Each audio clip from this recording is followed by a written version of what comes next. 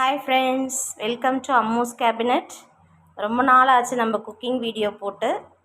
நம்ம சப்ஸ்கிரைபர்ஸ் எல்லாமே என்ன குக்கிங் வீடியோவே போடுறதில்ல அப்படின்னு சொன்னாங்க. அதனால் இன்றைக்கி சின்னதாக நம்ம டீ டைமுக்கு ஏற்ற மாதிரி ஒரு போண்டா ரெசிபி தான் இன்றைக்கி பார்க்க போகிறோம். இதுக்கு நமக்கு தேவையான பொருட்கள் 1 டம்ளர் கடலைப்பருப்புனா 1/2 டம்ளர் உருட்டு உளுத்தம்பருப்பு. அதை நல்லா 2-3 டைம் வாஷ் பண்ணிவிட்டு ஊற வச்சுருக்கேன். 1 டம்ளர் கடலைப்பருப்புக்கு 1/2 டம்ளர் உளுத்தம்பருப்பு தான் நம்மளோட மெஷர்மெண்ட்டு. அடுத்தது இஞ்சி கொஞ்சம், 2 பச்சை மிளகாய் கொஞ்சம், 1 ஸ்பூன் அளவுக்கு, 1 ஸ்பூன் 1.5 ஸ்பூன் அளவுக்கு சோம்பு, இது மட்டும் போட்டு இப்போ நாம் மிக்சியில் அரைச்சி எடுத்துகிட்டு வந்துடலாம். அரைச்சி எடுத்துகிட்டு வெங்காயம் எல்லாம் போட்டு நம்ம எப்படி போண்டா போட்டோன்னு பார்க்கலாம். டீ டைமுக்கு காஃபி கூடையோ டீ கூடையோ சேர்த்து சாப்பிட்டா சூப்பராக இருக்கும். பார்க்கலாம். இப்போ நம்ம நல்லா மாவு அரைச்சி எடுத்துகிட்டு வந்துட்டோங்க. கொஞ்சம் கொஞ்சமாக தண்ணி விட்டு அரைக்கணும்.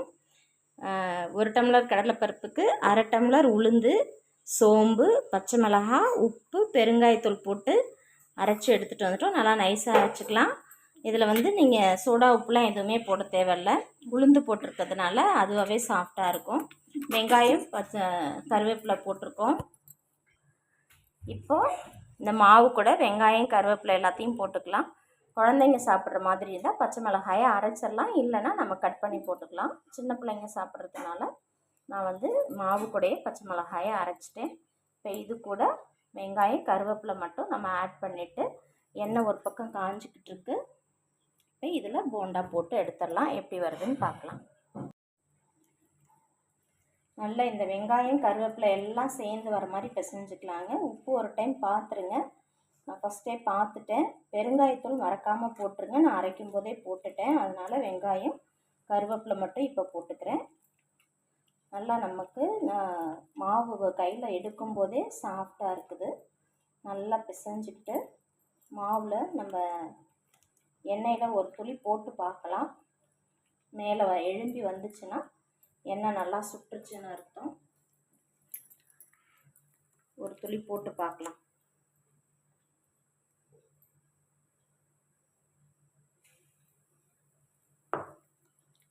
இன்னும் கொஞ்சம் காயலாம். எண்ணெய் நல்லா காஞ்ச உடனே போடுவோம். அப்போ தான் நல்லா போண்டா உப்பி வரும். பார்க்கலாம். இப்போ நல்லா இது எழும்பி வந்துருச்சு பாருங்கள். அதனால் இப்போ நாம் அடுத்தது போண்டா போடலாம். இப்போது மாவு எண்ணெய் சுட்டுருச்சுன்னா சிம்மில் வச்சுக்கோங்க. வச்சுக்கிட்டு நீங்கள் உங்கள் கைக்கு எவ்வளோ வருதோ அவ்வளோக்கு சும்மா கிள்ளி போட்டிங்கன்னா போதும். வடை மாதிரி இதுக்கு நமக்கு ஷேப்பெல்லாம் தேவையில்லை.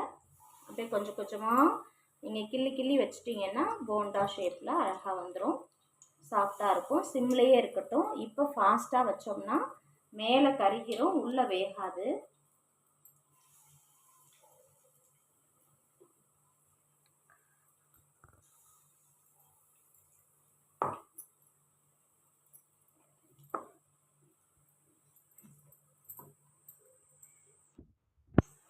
இப்போது லைட்டாக திருப்பி விட்டுக்கலாம். எண்ணெய் நல்லா காஞ்சிருக்கும். கொஞ்சம் நேரம் ஆன பிறகு இப்போ ஃபஸ்ட்டு போட்டதெல்லாம் நான் திருப்பி விட்டுறேன். லைட்டாக திருப்பி விட்டுட்டோம்னா, ஏன்னா எண்ணெய் ரொம்ப சுட்டுருச்சுன்னா கருகிரும் மேலே. அதனால் லைட்டாக திருப்பி விட்டுடலாம். கரண்டியில் ஒட்டாமல் வந்துச்சுன்னா நீங்கள் திருப்பி போட்டுடலாம்.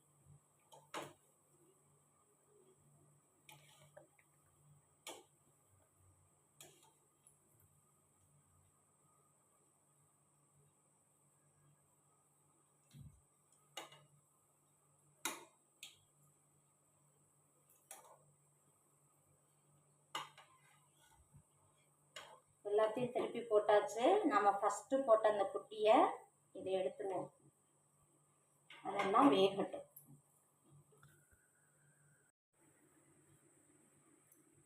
நல்லா வெந்துருச்சுங்க. 2 பக்கமும் திருப்பி போட்டு போண்டா நல்லா வெந்து வந்துருச்சு. இப்போ நாம் எடுத்துட்டு டிஷ்யூவில் வடிகட்டினாலும் எப்படின்னாலும் ஓகே. நான் தோசைக்கல்லில் தான் வைப்பேன் எப்போவும். அதனால் போண்டா எடுத்தாச்சு. இதை எடுத்து தோசைக்கல்லில் வச்சிடலாம். நல்லா வடிகட்டிடணும். அதிகமாக எண்ணெய்லாம் பிடிக்காது. நம்ம உளுந்து போட்டிருக்கோமேன்னு பயப்படாதீங்க, கடலைப்பருப்பு இருக்கிறதுனால எண்ணெய் பிடிக்காது. அதனால் அதை போட்டுட்டோம். அடுத்தது இன்னும் அடுத்த போடுவோம். உங்களுக்கு சின்ன பிள்ளைங்க சாப்பிட்றது மாதிரி கொஞ்சம் சின்ன சைஸாகவே போடுங்க. பெரியவங்கன்னா பெரிய சைஸில் போட்டுக்கலாம், நம்ம கடைகளில் இருக்கிற மாதிரி. நான் நார்மலாக தான் போட்டுறேன்.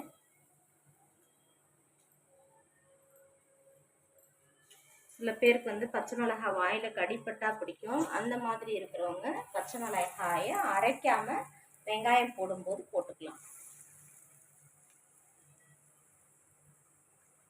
ஒரு டைம் திருப்பி போட்டுட்டிங்கன்னா சிம்மில் இல்லாமல் கொஞ்சம் மீடியமில் வச்சுக்கிட்டிங்கன்னா கொஞ்சம் சீக்கிரம் வேகும். ரொம்ப நேரம் வேகிறதுக்கு எடுக்காமல் மீடியமில் வச்சுக்கலாம். போடும்போது ஆனால் கண்டிப்பாக சிம்மில் வச்சுக்கோங்க, கையில் இது எண்ணெய் தெரிக்கும். அதனால் போடும்போது சிம்மில் வச்சுக்கிங்க. போட்டுட்ட பிறகு லைட்டாக மீடியமில் வச்சுக்கோங்க.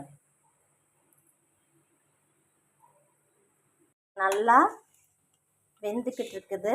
நான் ஒரு டைம் லைட்டாக திருப்பி விட்டு நம்ம எடுத்துடலாம். அடுத்த பக்கம் சைடில் பால் கொதிக்க போகுது. காஃபியும் ரெடி ஆயிரும். காஃபியோட நம்ம இந்த போண்டா சாப்பிட சூப்பராக இருக்கும். காஃபி இல்லாமல் மற்ற டைமில் சாப்பிட்டோம்னா நம்ம தேங்காய் சட்னி வச்சுக்கலாம். இப்போ நாங்கள் காஃபி குடிக்க போகிறதுனால சட்னி இல்லாமல் அப்படியே வச்சிட்டோம். காஃபியோட சர்வ் பண்ணுவோம். என் பொண்ணு எப்படி இருக்குன்னு டேஸ்ட் பண்ணிவிட்டு சொல்லுவோம் உங்களுக்கு. பாருங்கள் ஃப்ரெண்ட்ஸ், இப்போ நல்லா நமக்கு சூடான காஃபியும் போண்டாவும் ரெடி ஆகிடுச்சு. இப்போ என்னோடய பொண்ணு அனுஸ்ரீ இதை டேஸ்ட் பண்ணி பார்த்துட்டு எப்படி இருக்குன்னு சொல்லுவாங்க. அனுப்பப்பா சாப்பிட்டு பாருங்க.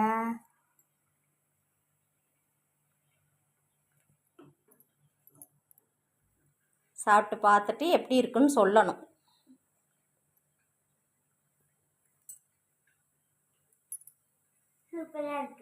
சூப்பராக இருக்கா?